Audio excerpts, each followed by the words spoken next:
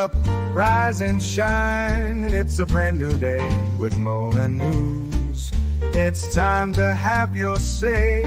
She's got the scoop, the stories, all the latest trends. Mo's got the news, let's hear it.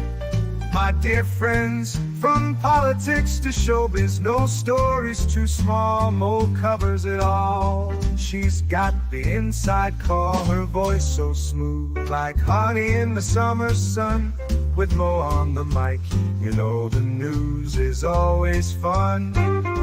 Mornings with Mo, the best newsy news in the world. With her style so classic and her stories unfurled, from morning till night, she's got us in the know. Turn on your radio, let Mo's newsy news flow.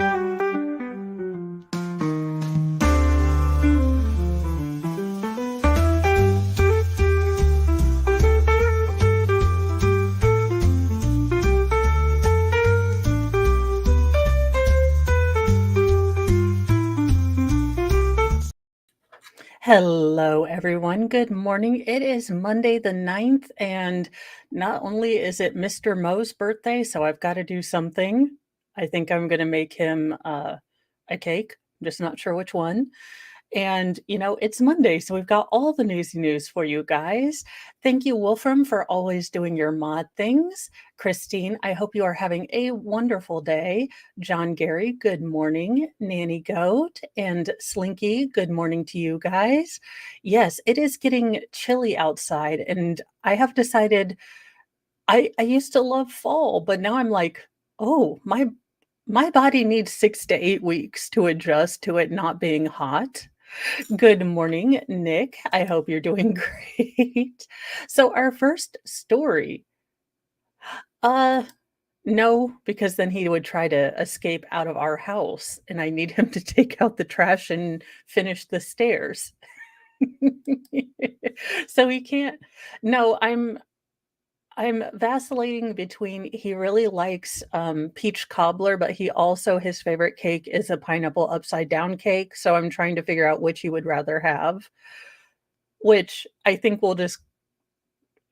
it'll basically fall down on, do I remember all the things for a pineapple upside down cake, you know, when I'm in the aisle, or do I just pick up, the stuff for cobbler? It'll really just depend.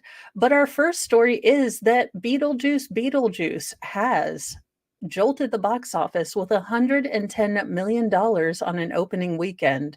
And just for local reporting's sake, we do have a drive-in movie theater in my general vicinity, and there was a line out onto the highway to get into Beetlejuice this Saturday as I was taking youngest daughter into into work. Like there was a backup in rural Indiana highway to get into the drive-in movie theater. So this is going to be a good movie. Yes, he probably would. Let's see. After 36 years of waiting, the juice is finally loose again in Beetlejuice, this time racking up a record-breaking $110 million in its premiere weekend. The long-awaited Tim Burton sequel is the third best opening weekend of the year, behind box office triumphs of Inside Out 2 and Deadpool and Wolverine. Y'all, we are 9 months into this year, and we have 3 movies that we can talk about being good. Now, Michael Keaton does come back as the titular spirit. Catherine O'Hara and Winona Ryder also come back in their roles as Delia and Lydia Dietz, with newcomer Jenny Ortega playing the latter's daughter, Astrid. Willem Dafoe, Monica Bellucci, and Justin Theroux also round out the cast. Now, the sequel is the second highest grossing September movie of all time, only behind 2017's It, which opened to a staggering $123 million. Now, the sequel chapter in 2019, It Chapter 2, opened with $91 million. So the original Beetlejuice film earned a mere $8 million dollars in its opening weekend in 1988, unadjusted for inflation, but went on to make $77 million dollars in theaters domestically as it became a cult classic. The electric opening week off kicks off the fall movie season, and we're going to get Lady Gaga and, Joaquin Phoenix in a musical for, the Joker. This should be great, you guys. Hollywood wants to make money again, in theory.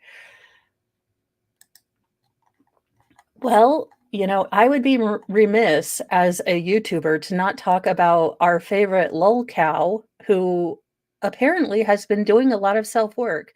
And let me tell you, look, I am not a Nick avocado fan. I think he is obnoxious, but good on him for taking his health into priority. I still think he could do a whole lot of good if he maybe, I don't know, didn't act like a ridiculous cartoon character, but it's what works for him. And it seems like he started taking his health seriously, which is all I can ever ask for another person as I'm trying to do the same thing.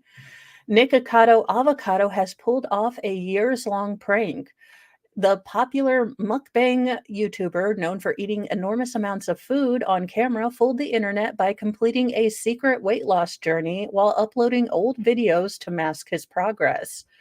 Nikocado Avocado, whose real name is Nicholas Perry, revealed his new look, a drastically slimmer look compared to his most recent YouTube videos, to millions of subscribers Friday. Quote, today I woke up from a very long dream. And I also woke up having lost 250 pounds off my body. And just yesterday, people were still calling me fat and sick and boring and irrelevant. Okay, sir, you didn't change water into wine. You uploaded very old videos. It's not like, oh, I tricked you good. No, you put up, you're obviously trying to trick people. I mean, don't try to play it out like Kaiser Sosa'd us through the entire Usual Suspects, sir. People are the most messed up creatures on the entire planet, and yet I've still managed to stay 2 steps ahead of everyone, so the joke's on you. The video, titled Two Steps Ahead, got more than 26 million viewers over the weekend and drew a flurry of speculation around whether he could have achieved such an extreme weight loss in months since his most recent uploads, all of which have showed him at a considerably larger size. Perry said by email that it took about 2 years to lose the weight, going from 411 pounds at his heaviest to 158 pounds today. I've been strategically posting pre-recorded videos for 2 years on my YouTube and TikTok. I edited the videos so that they would appear more recent, allowing me to focus on healing my body behind the scenes, Perry wrote in the email. I shaved my head so that people wouldn't recognize me in public. A handful of fellow YouTubers have also helped keep my secret. Opening the video with a giant panda mask on his head, he called his quiet transformation the greatest social experiment of my life. He told viewers that watching internet users' continual comments and speculations about him felt as though he were monitoring ants on an ant farm. The panda, according to Perry, was meant to symbolize how the world of social media is not black and white as it appears. His aim, he wrote, was to remind people not to take the internet so seriously. Sir, I believe that this is very wise thing coming from a man who allowed himself to eat to the point of almost super morbid obesity and need a CPAP machine for lols. Okay, you are not Gandhi. I am proud of you for losing weight and taking your health seriously, but you are not, Rosa Parks at the back of a ding dong tray or bus. I'm sorry. No, this is not, social. You did not just become fat Jesus. All right, stop it. Again, yes, should people make fun of the outside, wrappers that people have, be it their color or their size or anything else? No. But you filmed yourself being an entire clown for your entire YouTube channel, and now you're like, you guys shouldn't judge. I'm a deeply unserious person myself. I wear wigs, I do things for jokes, but I'm not gonna come out here and say I know great things and I am, in fact, a life guruist.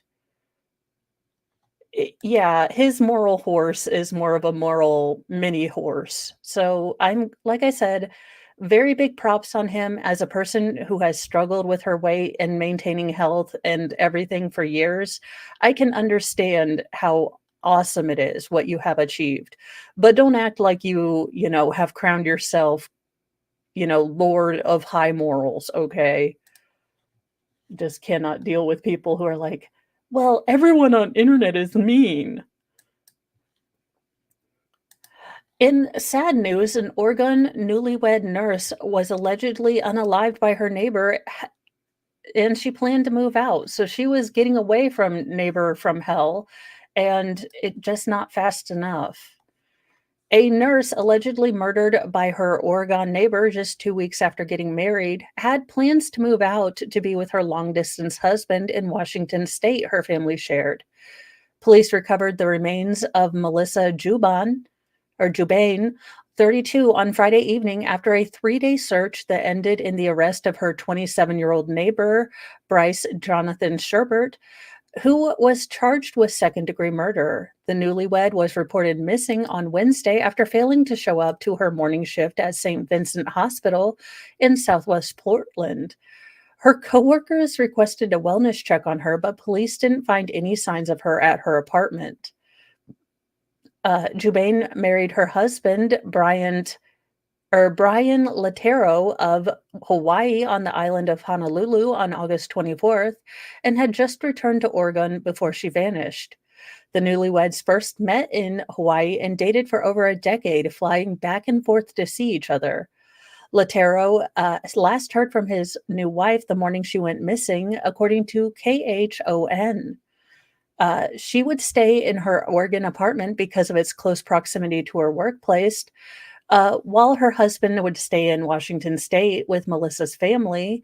Her mother in law, Imelda, said, but after tying the knot, she planned to look for a job in Washington so she could live with her new husband.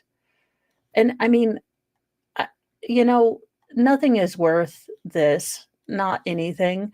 Since her alleged murder, family members have taken to social media to advocate for justice and preserve her memory. Jax Marquez, one of Jubain's cousin, has turned to dedicating part of her social media to her, including changing her profile to read "Justice for hashtag Melissa Jubain." She was one of the sweetest souls in the world, and I wanted to be able to create a space for those that had any interactions with her, those that knew her, had really close relationships with her, just anyone that has sweet memories of her, Marquez said in a post on Instagram. Jubain's father also expressed his heartbreak online. I'm in so much pain for you right now. My daughter, Melissa Jubain. I pr- as promised by the Beaverton police authorities to us, your justice will be done soon. Valentin Jubain, Melissa's father, wrote in a post on Facebook. So it is very, hopefully they get some answers. Nanny Goat, the article doesn't give out a lot of details. I'm guessing this will be one of the cases that we are going to see coming up fairly soon, depending on how long things take to work through the preliminary pretrial process. But I often like to do stories because once they get to that trial process where we are starting to learn about these trials coming forward, it is nice for us to have some background in it. So I will be looking forward to this case because I think that there's not a lot of information now, and I do want to see what caused this entire tragedy to start. This really is not, this is more to kind of keep these cases in mind because usually when I have done a story about it, I may not remember the day, but I say, "Hey, remember we did cover this story. They didn't have a lot of information. Here's some more information." So for me, it's more of just, "Oh, these cases are interesting, and I'll pull this, and I can generally remember what I pull." Some days, not all days. Um, Now this would be a job not for me, but if any of you really like pumpkin spice, Trader Joe's is looking for a pumpkin spice pundit to taste fall treats at Trader Joe's, not Tater Joe's, which is a store I would go to. A financial advice website is seeking a pumpkin spice pundit to make $1,000 by taste testing and reviewing the autumn treats at Trader Joe's. Finance Buzz has announced that it's looking for someone to taste and evaluate all the fun, fall-inspired pumpkin palooza foods that are at Trader Joe's. The chosen pumpkin spice pundit will be asked to review Trader Joe's project or products, including pumpkin waffles, cinnamon rolls, and 200 or 20 other pumpkin flavored food and beverages. Now, you guys know I love fall, but we have got to stop pumpkin spicing all the things.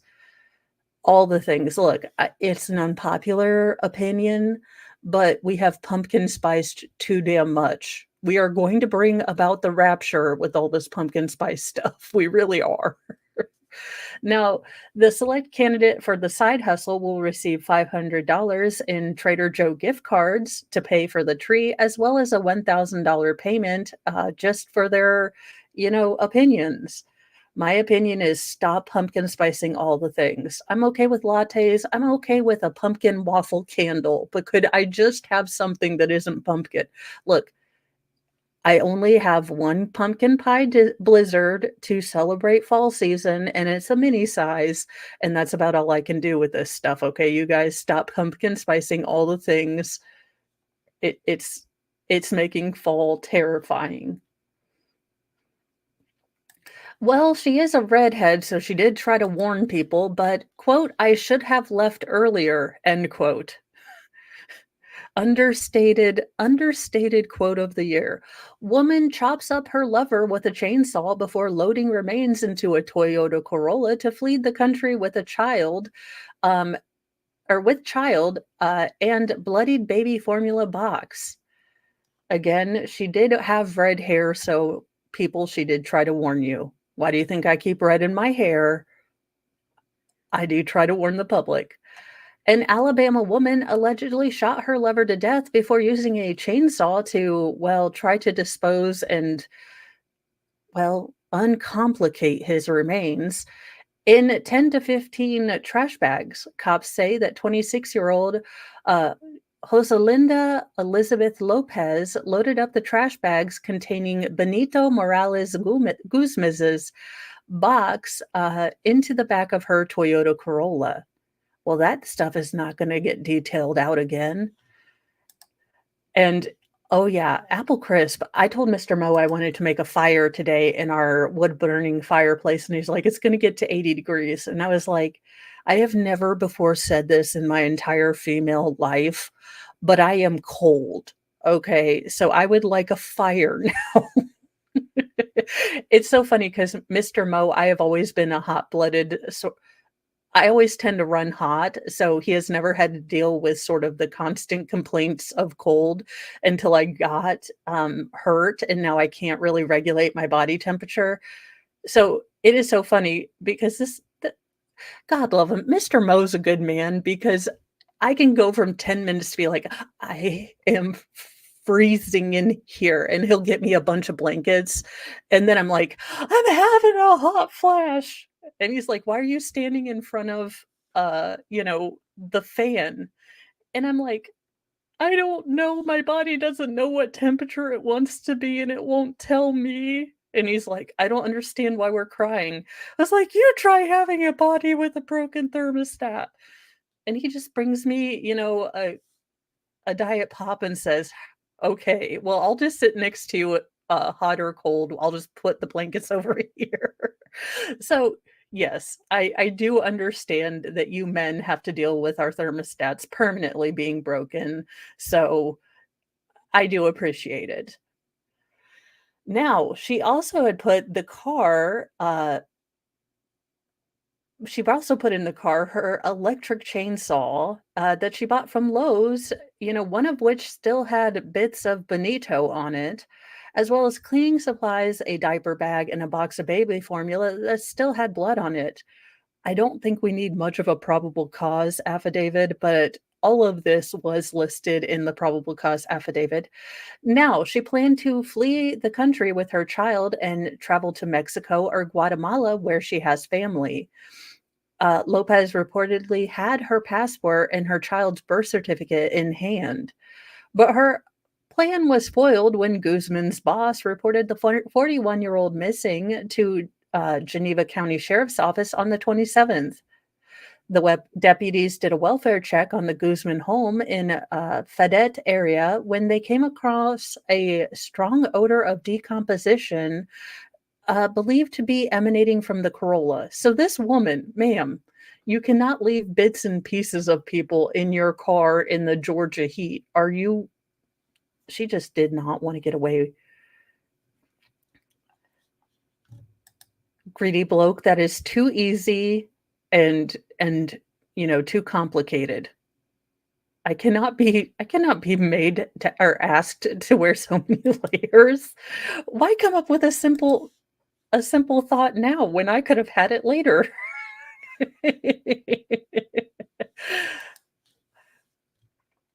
And greedy, the only problem with that, and I will only speak for myself and for the fact that part of my syndrome means that I do not have good body temperature regulation. So I'm only going to speak for me, but if I do layer up, if I get overheated, I will pass out. It's not pretty. I'm already clumsy. I do not need to come here with, half my face swollen. And it is greedy. It is a literal switch. I can go from 10 seconds where I'm freezing and shaking, rattling so hard my teeth are clacking to I am sweating, drenching sweat, and I need to be able to cool off fairly quickly. Now, I only speak for myself. Layers is a good idea and, fairly practical, which I generally pride myself on being, but there are obstacles to that as well. Now, they discovered the trash bags in the car along with everything else, and she's like, "I should have left sooner." Well, ma'am, yes, you should. Now, Lopez does face life in prison if convicted. I think that this would be an interesting case for us to see if they televise it, because I do believe that there is this is gonna be a wild case. Can you see what Law and Crime is gonna cover it? This as the chainsaw ex-girlfriend from hell. So definitely look at this being probably a highly promotable trial for Law and Crime and for, court TV, because it does have, all of the sort of excessively graphic details. So I would expect to see this be a highly promoted trial. Well, you know, and he embezzled 150 no, $1.5 million dollars from a trust fund and kept that haircut. Well, uh, Michelle, it does not say that. Now she does have her passport, which would lead me to believe that she is at least either citizen or citizen adjacent to America, because were she a citizen of Mexico, I wouldn't think she'd need her passport, but it does not say what her immigration status was if she had one. So that I am not quite sure. Now, a Florida lawyer swindled over $1.5 million dollars from a trust fund set up for Pennsylvania siblings. And oh Lord, we might have to watch this Polk County, public service announcement, because I love Sheriff Grady. Uh, a Polk County, Florida attorney has been arrested for stealing nearly $2 million dollars from a trust fund set up for a Pennsylvania brother and sister by their now deceased father. Polk County Sheriff Grady Judd said during a press conference on Thursday afternoon that 47-year-old Jason Penrod, he does look like a Penrod, anyway, of Family elder Law has been arrested and charged with first-degree felony grand theft over $100,000. Judd said that when his office had received complaints on July 25th and July 29th about Penrod still under investigation and pending the return of bank records. But on August 2nd, a complaint was filed in Pennsylvania State Police office accusing Penrod of ripping off a brother and a sister who had a trust fund from their now deceased father. Judd said that Penrod had flown to Pennsylvania to look at trustees in the eye and say, "I took your money. Not only did I take your money, I took 1.7 million, wiped out the trust, but I'm going to pay you back." He's like, he did the South Park thing with the kitten. He's like, "I'm sorry. I'm sorry." Uh, Penrod explained the loss of money on his gambling addiction. Then he said he would pay it back with interest like a short-term loan. That's not how any of this works. The suspect also allegedly provided a litany of excuses, Judd explained, stating he had repressed memories, post-traumatic stress trauma, numbness, and stress. Well, having stress, uh, he's, I mean, and sir, you're going to currently have a lot more stress right now. You did not save yourself from jail with PTSD. You're going to get more current traumatic stress when you're in Gen Pop. Now, when he returned, he allegedly checked himself into a facility to be treated for his gambling addiction, and the investigation continued. Judge's investigators learned that there were at least 2 more victims, bringing the total number of victims to 4 and the total loss to about $4 million. Now, I'm a simple person. I get my fun money every week and I can save it, or I can, blow it on bubble gum and baseball cards. But you'd think after you lost like the first million, you'd be like, you know what? This is my rock bottom. But no, he had to go through 3 other million to make it that even 400 rock bottom. Now, Judd said that Penrod had agreed to give up his law license before refiling so he can make money to pay it back. I'm confused, sir. I don't think your OnlyFans is going to get that much money. This guy is delusional among all of his other excuses, Judd said. The sheriff said his investigators and the state attorney are going to do what they can to send Penrod to prison for a very long time. The one crime he has been charged with so far is grand theft over $100,000, which carries a maximum prison sentence of 30 years. According to the number of excuses that Penrod allegedly gave for draining the account, Judd said the suspect considered suing Hard Rock Cafe for letting him gamble there. Yeah, it's Hard Rock's fault that they had that little, machine there. It was entrapment. I don't think this is how lawyering goes. I could be wrong. Now, you tell me there's a guy that doesn't have a hitch in his giddy up, Judd said. He's got about 5 brain cells, 3 of them he left in Hard Rock, and now he's locked up and going to prison. That's our goal. Judd provided additional details about the alleged swindles that Penrod is accused of conducting.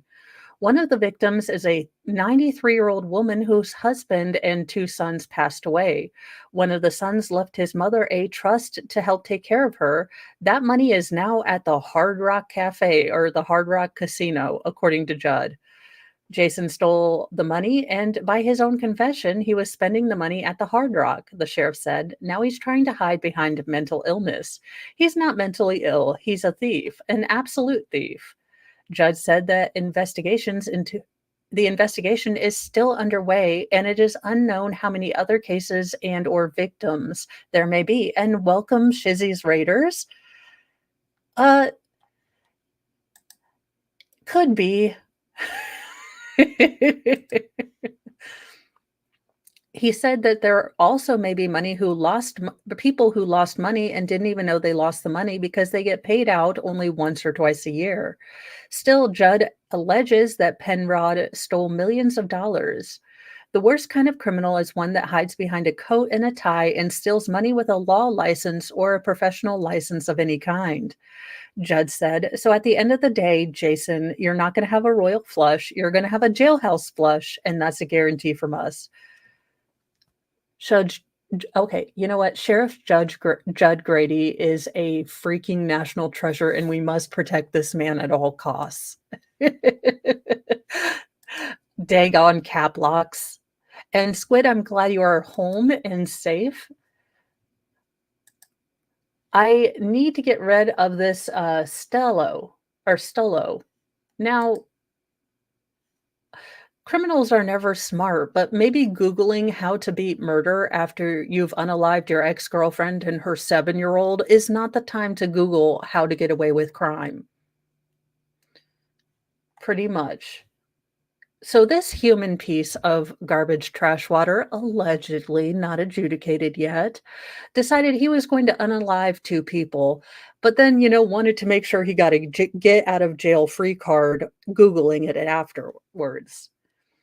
A Washington state man admitted to shooting his ex-girlfriend and her daughter, who was 7 years old, and dumping their bodies down an embankment off a rural road days after he was released on bond for DV charges and ordered not to contact his ex.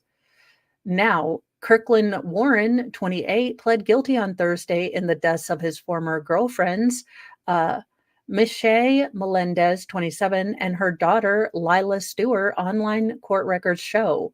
Warren also entered an Alfred plea in which a defendant pleads guilty to the charges but maintains his or her innocence to first-degree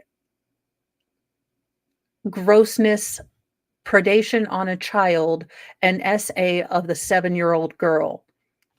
I think we have someone that can take care of this and keep the entire taxpayers out of this. Lord Chippy, your next best friend awaits, allegedly in Minecraft. Now, Warren's trial was scheduled to begin this next week. As Long Crime reported, the investigation began when Vancouver police responded to a March 18th, 2023 summons regarding a welfare check for Melendez and Layla. Now, family members hadn't heard from Melendez since March 11th.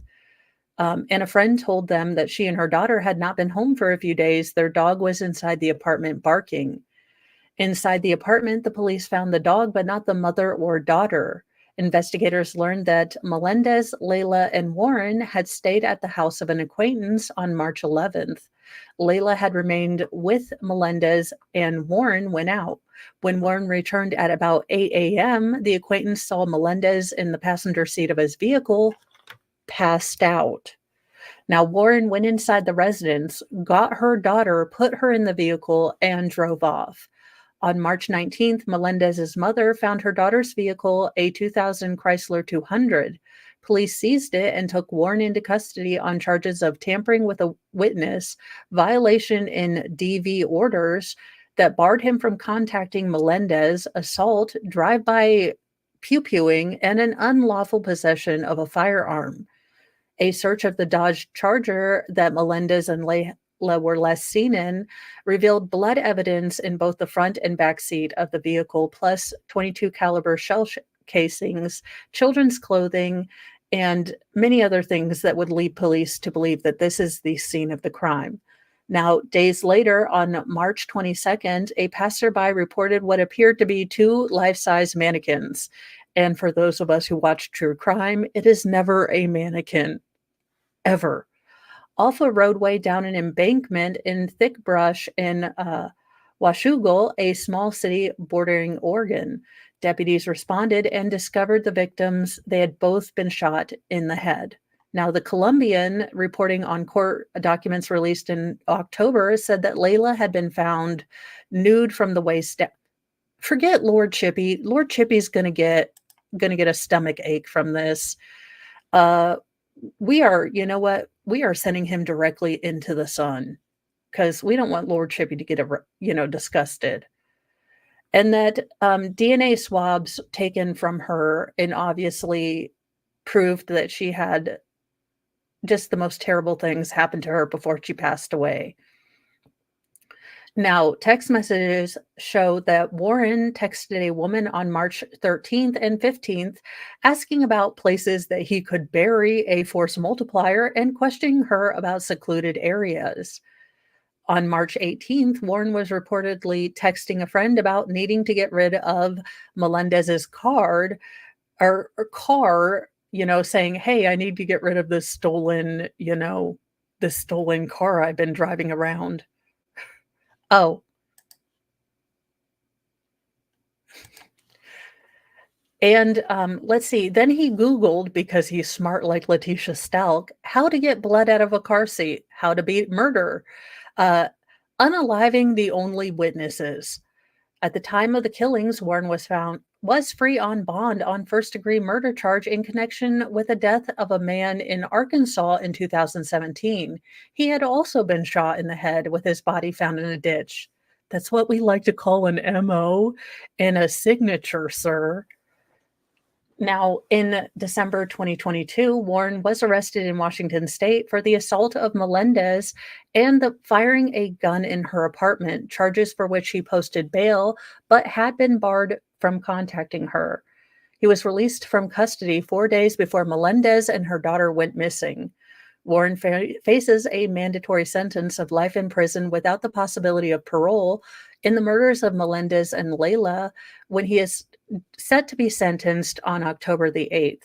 The Arkansas case, he has already agreed to plead guilty to the murder of Curtis Urquhart. His sentence from Washington state will run concurrently with the one he receives for the murders of Melendez and Layla, prosecutors said, according to the Columbian. YWAC Clark County CEO Brittany Legesney paid tribute to Melendez and Layla in an online post, sharing anger and frustration over the unanswered questions surrounding Warren's arrest and release after his earlier attempt to harm Melendez. So again, I don't know what these judges are thinking. You have a person who has demonstrated to you that he is willing to resort to violence, but you're like, nah, it'll be fine. He's not going to be a danger to anyone. He told us he wasn't. And so we're going to believe him. Again, he was on, he has charges in Arkansas for unaliving someone, but you're like, look, we don't know that he's violent. Let's let him out and give him a chance. Now, as the semi-temporary but also always awesome queen of the pettyverse, this is a pettyverse win here. And now, while I don't recommend putting your family on blast, although I would pick the most terrible picture, not gonna lie, a daughter got a little bit of,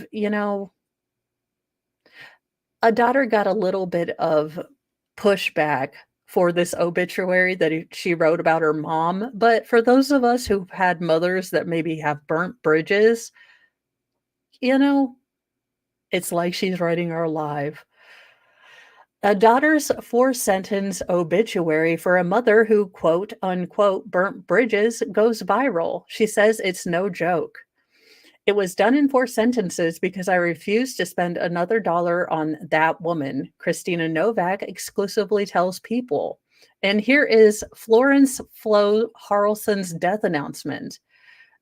Florence Flo Harrelson, 65, formerly of Chelsea, died on February 22nd, 2024, without family by her side due to burnt bridges and a wake of destruction left in her path.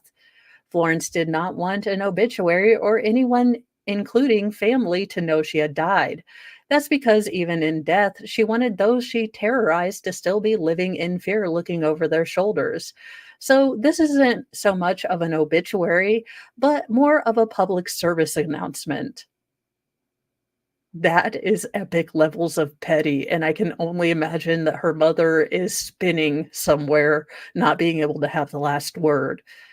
No one was more surprised than Christina Novak when a short online obituary she placed in the Kennebec Journal about her mother's death went viral. Quote, let's be clear, it's a PSA and it's not a joke. It was written with sarcasm and relief, but it's real, Novak 47 told People exclusively. It was done in 4 sentences because I refused to spend another dollar on that woman. For those, so I read you that.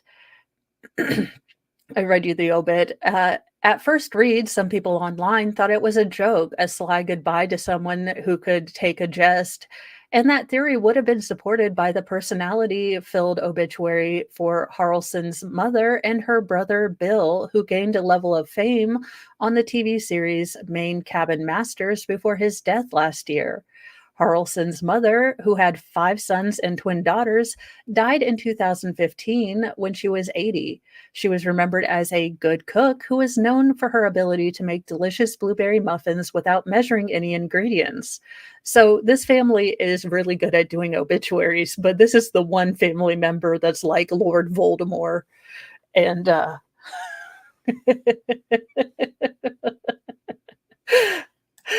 JKD Buck, when you have one of these, we'll just call them pills in your family, you can either lie and pretend they were a better person when they pass on, or you can just be real with people.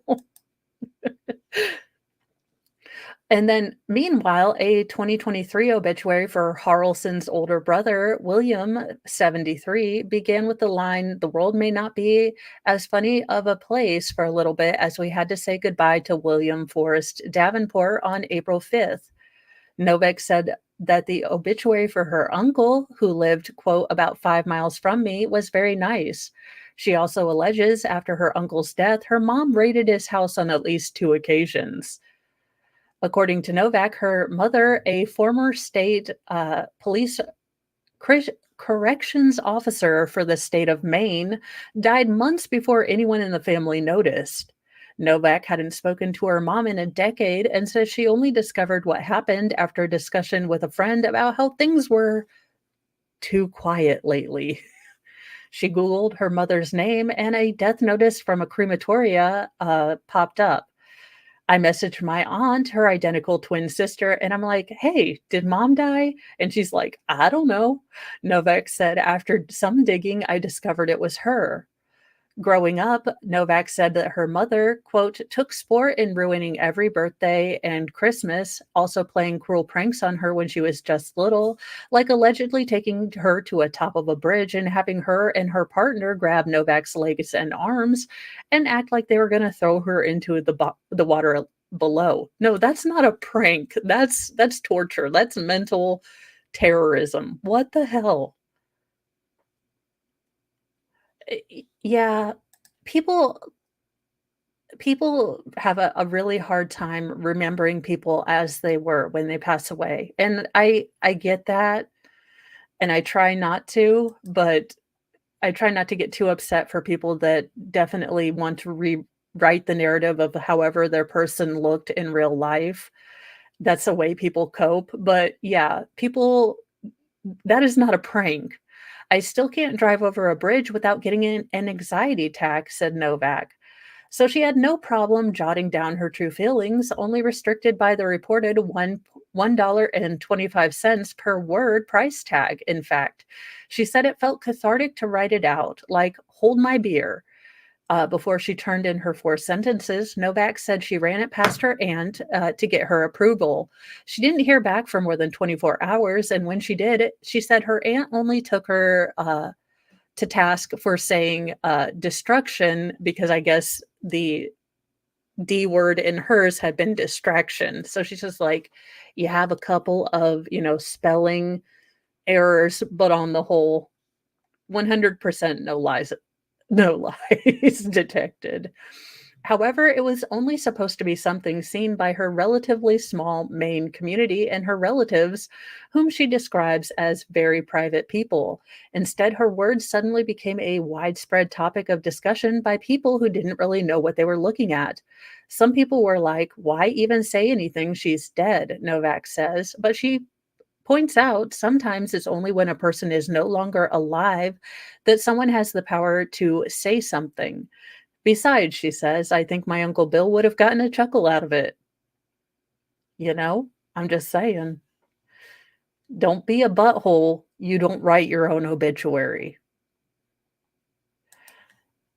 Well, more YouTubers are making the news. Apparently, they built the world's largest iPhone, and it only needs to charge every second. A pair of YouTubers broke a Guinness World Record by constructing a scaled up iPhone 15 Pro Max measuring 6.74 feet tall. Tech reviewers Mr. Who's the Boss, aka Aaron Maney, enlisted the help of gadget building specialist DIY Perks, aka Matthew Perks, to build the world's largest smartphone replica. Uh, Manny said he wanted to create a giant iPhone to celebrate the milestone of his YouTube follower count surpassing the official Apple count or account. The finished phone is to be fully function or had to be fully functional, including a touchscreen, a camera, flashlight, and charging port. It feels like a full circle moment. I'm so proud of both our team and Matt for pulling off what has never been done before. Now, to be fair, I probably still couldn't work the phone, but it is larger. It does look like it is the size of a monolith from Space Odyssey. But hey, it keeps them off the street selling Cutco knives. I'm proud of them. In could we just test the damn DNA and be done with this story? Could we have one mystery that we solve, this year that isn't aliens or, well, who actually watched The Acolyte? Anywho, John Benet Ramsey's dad says that male DNA found on the garrote still has not been tested, and he doesn't know why. The hit podcast True Crime News is heading to TV Monday, September the 9th, with host Anna Garcia kicking off the season with an exclusive interview with John Ramsey. John Ramsey said he doesn't understand why police have never tested DNA from an unidentified male on the garrote used to strangle his daughter, Jean Benet Ramsey, who was found murdered in the basement of their Colorado home in 1996. I don't know why they didn't test it in the beginning, Ramsey tells host Anna Garcia on the new series True Crime News, which is making its television debut on the 9th. To my knowledge, it still hasn't been tested. If they're testing it and not telling me, that's great, but I have no reason to believe that. So here you are. We have a brand new true crime series coming out. In True Crime News, a new syndicated TV series on Fox-owned stations, Garcia, host of True Crime News, the podcast, goes into depth on some of the country's most infamous true crime stories, as well as lesser-known local cases. In its debut episode, the Emmy Award-winning journalist talks to Ramsey about his daughter, Jean Benet, who was 6 years old when she was found SA'd, beaten, and strangled with a garrote the day after Christmas, 1996. The high-profile murder of the tiny beauty pageant queen remains unsolved. The case remains riveting, with theories still swirling around who, killed her. During their interviews, Ramsey tells Garcia that he and his family simply want answers about what happened to his daughter. We're not asking you to clear us or apologize or be nice to us again, he says. Just do the things that you should be able to do. If you do that and we don't get an answer, we tried. We did everything we could. Ramsey tells Garcia, we have an unidentified male DNA from January 1997, and this one prosecutor told me I've never ever seen a police department try to explain away unidentified DNA in an SA case. Garcia notes that there have been 7 items that are considered critical evidence that have never been tested. To our knowledge, that's correct, said Ramsey. These items were sent originally in January 1997 to a lab for testing, but were returned untested. The whole case is really weird to me. I do wish that they would just do the testing, and get it done with. If John Ramsey, it ends up being his DNA, I mean, I don't care. Let's get this girl some justice. Uh, yeah. So he just kind of reiterates, please get back with us. We don't We aren't asking to be cleared. We want just this stuff to be tested. Now, the Boulder Police Department did not respond to people's request for comment, but I do think that there needs to be an independent cold case. I don't know. I hate giving anything to the federal government, but state by state, a cold case review unit that goes through and sees why these cases didn't get the attention or the, investigative tools that they needed, what has come on with new technology since the time of this case. I don't understand why we couldn't have a statewide unit. I know that some localities do have a cold case unit, but it seems like there have been so many advances in technology that we could get some answers for some of these families, even if they're answers they don't want. Like your person did it or this person did it. But could we at least get some of these, cases off the docket? Could we do that? Uh, it was a bad day for them. Quote, "The nightmare we live every day. SWAT team investigating CP targets the wrong home and holds a couple and their baby at force multiplier point," a lawsuit says. Now, I would think that GPS would tell you, "Hey, this is the wrong this person doesn't look like they shouldn't be near schools." Well, okay, so the dad is wearing a bow tie, which I find deeply unsettling, but it could be a personal fashion choice. But there you go. A Florida couple filed a lawsuit alleging they were wrongfully detained and their 18-month-old daughter was kept in soiled diapers for hours after bad information led a SWAT team investigating child grossness distribution, if you catch my drift, to the wrong home. Christian and Lori Ann Campbell filed a lawsuit seeking $10 million on Tuesday.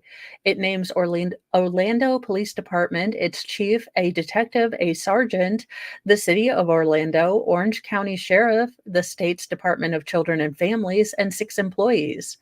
Quote, "The haunting, the PTSD, and the nightmare we live every day. You don't forget it," Lori Ann Campbell told a local CBS affiliate WKMG. "You live with that fear." The Orlando Police Department released a statement saying it could not comment on the case, citing pending litigation, but local NBC affiliate WESH reported that the agency did say it takes all allegations of child abuse material distribution seriously.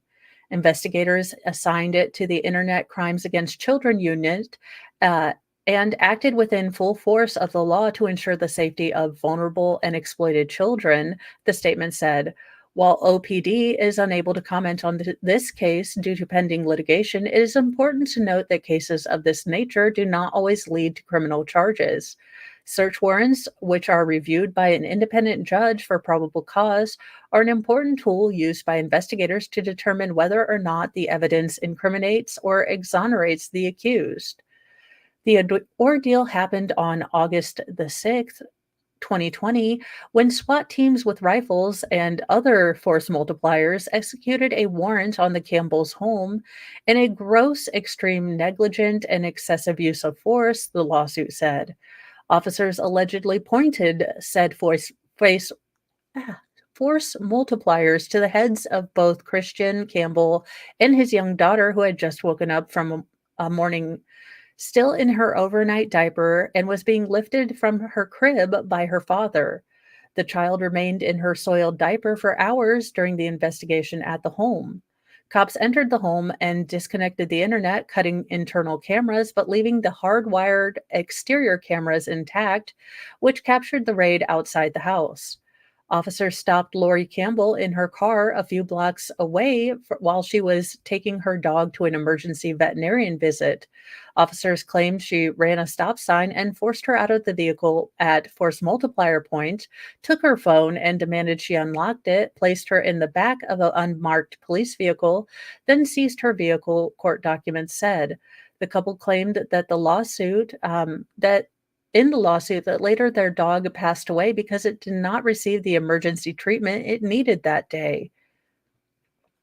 Police dragged Christian Campbell out of his home and detained him for nearly 4 hours without allowing him to contact a lawyer, his wife, or his daughter. His wife was held for the same amount of time and couldn't communicate with her husband or tend to her daughter.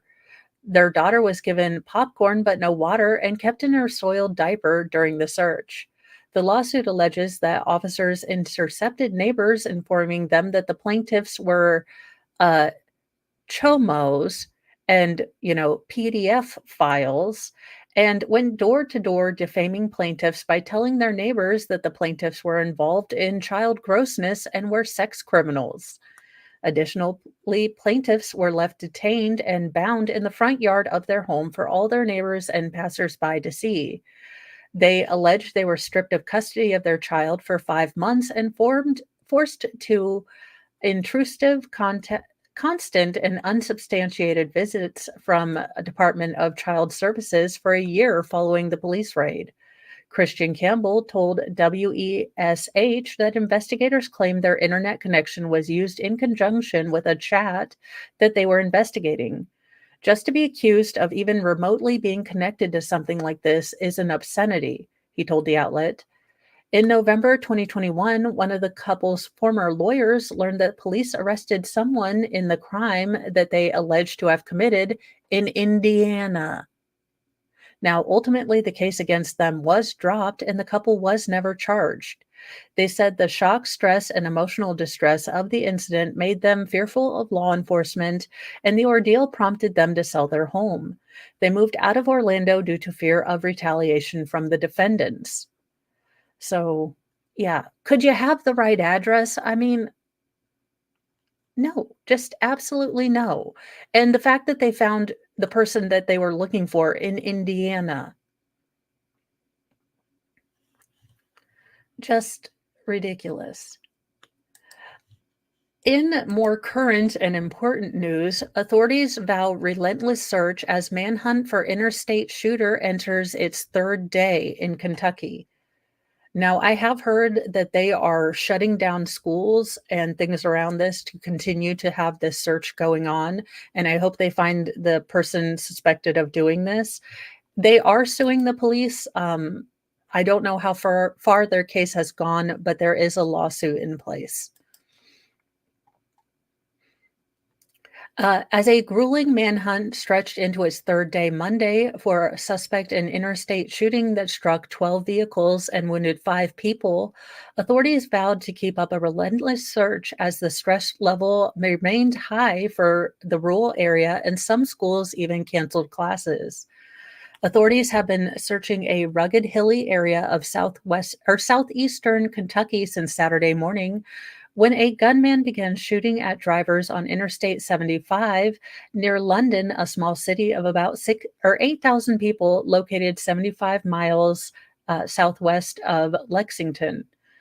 The search was temporarily suspended once darkness fell Sunday night, but it was set to resume Monday morning. We're not going to quit until we do lay hands on him, Laurel County Sheriff John Root said Sunday evening. Joseph A. Couch, 32, was named as a first person of interest and later as a suspect in the shooting after authorities say they recovered his SUV on a service road near the crime scene. They later found a semi-automatic weapon nearby that they believe was used in the shooting, said Deputy Gilbert Acerdo, a spokesperson for the local sheriff's office. On Sunday, as another day of searching was ending without any sign of the suspect, Acerdo acknowledged the frustration of law enforcement officers and people who live near the search area are feeling. Quote, as this continues, it's becoming more stressful for the community. It becomes more stressful for the officers that are there because we're looking and we're trying to find him and we haven't found him. State Police Master Trooper Scotty Pennington told spokesperson for the London State Police Post that troopers are being brought in from around the state to aid the manhunt. He described the extensive search area as walking in a jungle with machetes needed to cut through thickets of woods. Acierdo said it appeared that the attacker was planning the shooting and location because it was very remote. The terrain is hilly, rocky, and hard to navigate. With the gunman still at large, numerous area schools have canceled classes for Monday. Pennington urged area residents to lock it doors, keep porch lights on, and monitor security cameras. The search was focused on a remote area about 8 miles north of London. I believe that they found his car and were able to link that to him near the scene of the crime or the shooting. We're doing everything that we can, Rue added. Just be confident. Okay, when a government official says, just just trust us, bro. I'm gonna say no. Give me some evidence that I can trust you. Now, authorities said that Couch purchased a weapon and about 1,000 rounds of ammunition Saturday morning in London. Couch has a military background, having served in the National Guard for at least 4 years, said Captain Richard Darmaple of Laurel County Sheriff's Office. Authorities initially said 9 vehicles were struck by gunfire, but later increased that number to 12, saying people did not realize their cars had been hit by bullets until they arrived home. They said the gunman fired a total of 20 to 30 rounds. Couch most recently lived in Woodbine, a small community about 20 miles south of the shooting scene. Cierto said authorities found his abandoned vehicle Saturday and then an AR-15 rifle on Sunday in a wooded area near a highway where he could have shot down on the interstate. A phone believed to be Couch's was also found by law enforcement, but the battery had been taken out. Some residents of Laurel County were on edge as authorities searched with a drone, helicopter, on foot, and all over many different ways in the sparsely populated woody area near the busy interstate. Cody Shepard, sipping a Bloody Mary outdoors while waiting to watch a football game at the Poor Boys Sports Lounge in London on Sunday, said locals were abuzz with speculation.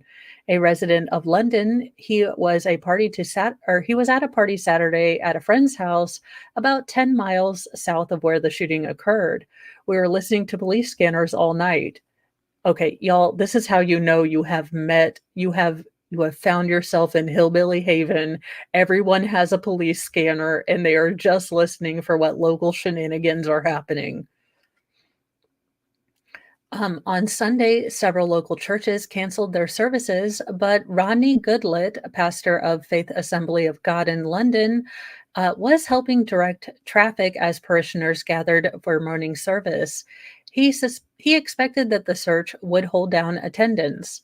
This is tragic, obviously, that someone would randomly do violent acts, he said. You hear media things taking place all around our country, but when it hits home, it's a little bit of a wake-up call. Cierto said authorities have been inundated with tips from the public and are following up on each one in case it could help them find the shooter. When the search had been suspended that night, specially trained officers were deployed in strategic locations in the woods to prevent the gunman from slipping out of the area. We've got to get him. Well, now they haven't said yet, JKD Buck, but those are the newsy news story is, all of the newsy news today. Maybe don't Google your crimes and how to get away with them after you do them.